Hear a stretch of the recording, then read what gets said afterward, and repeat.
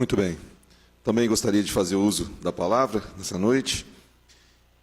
Inicio dizendo que eu sou funcionário público, professor universitário federal, amo a minha instituição, reconheço e respeito o trabalho sério da maioria das universidades federais, particulares de uma forma geral.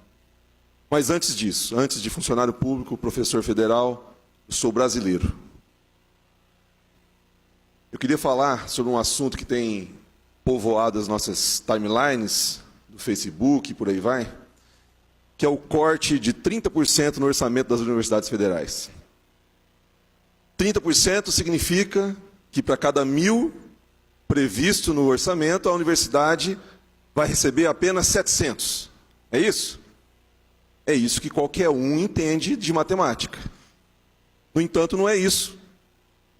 Os anúncios que aparecem nas manchetes é esse, 30% de corte, que levam a todos a entenderem que, de cada 1.000, a universidade vai receber apenas 700. Mas não é a verdade, não é, embora seja essa mensagem passada pela mídia. A verdade é que, de cada 1.000 previstos, a universidade receberá algo em torno de 930. Aproximadamente 7% de contingenciamento. Essa é a matemática verdadeira. Qual a razão dessa diferença?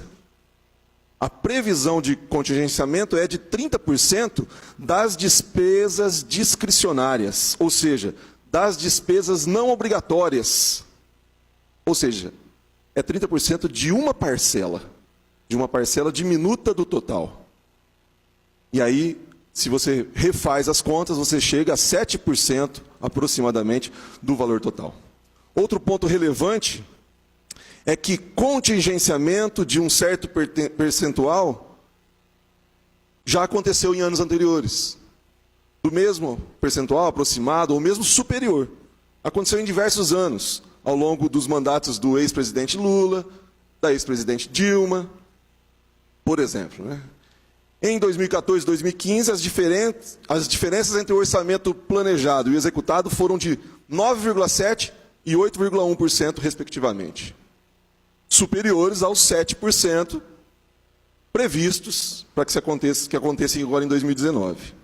Nessa linha de raciocínio, cabe ponderarmos qual que é a razão para o atual presidente, o seu ministro da Educação, efetuarem o referido contingenciamento, chamado popularmente de corte. É óbvio que o presente aperto financeiro, a crise sem precedentes que estamos enfrentando, vem como resultado de decisões equivocadas anteriores, dos governos anteriores. Sem contar que o fato do contingenciamento de 2014, 2015 e outros anos anteriores foi também necessário, porém os motivos incluíam a previsão dos governos anteriores saquearem o nosso Brasil.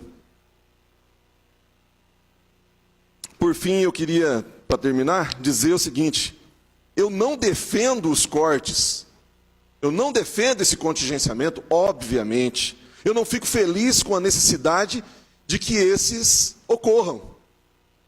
Antes, eu defendo o seguinte: a reforma da Previdência necessária para o nosso país, o pacote anticorrupção, defendido pelo ministro Sérgio Moro, as diversas ações planejadas pelo ministro Paulo Guedes, a continuidade e ampliação dos trabalhos da Operação Lava Jato, isso eu defendo.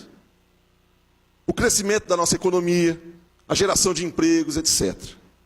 Defendendo tais iniciativas e projetos, eu entendo que nós teremos o resultado que todos aqui, todos que nos assistem, certamente concordam. Teremos o quê? A ampliação dos investimentos, seja em educação, seja em saúde, segurança pública, etc.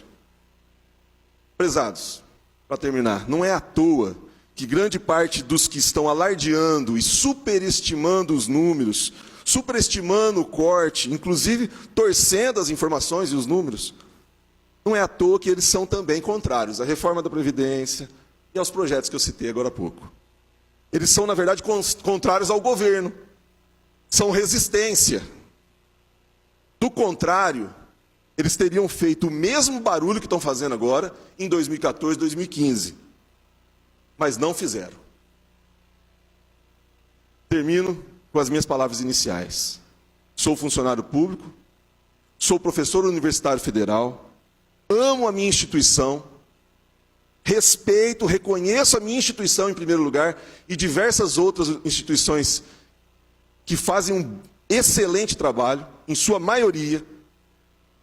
Mas antes disso, antes de ser um funcionário público e ser um professor universitário federal, eu sou brasileiro. E o brasileiro tem que torcer para dar certo. Tem que torcer para o nosso país dar certo. Não pode defender simplesmente algo olhando para o próprio umbigo. Sou brasileiro. Agradeço a oportunidade. Não havendo mais nada a tratar, agradecendo a Deus e a presença de todos, damos por encerrado os trabalhos dessa reunião ordinária.